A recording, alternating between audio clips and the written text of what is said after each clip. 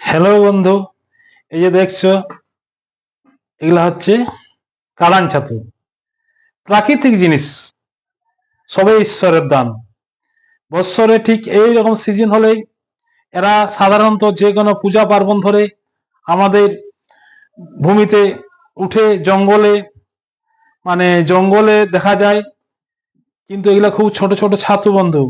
এগুলা খেতে মাংসর থেকেও বেশি বেশি স্বাদ। তাই এগুলা মাংসর মশলা দিয়ে কষলে একদম মানে মাংসের মতোই লাগবে।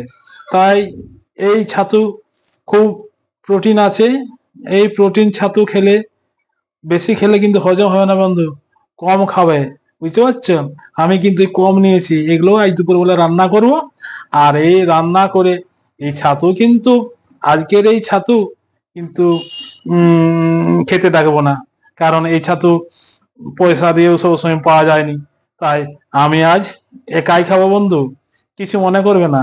শুধু ছাতুগুলো রান্নার পদ্ধতিটা একটু জানো, যদি জানা থাকে একটু বলে দেবে কমেন্টে। বুঝতে পারছি কিভাবে রান্না করবো। আমি এই তো শুরু করেছি, ছাতুগুলো এবার আমি কাটবো।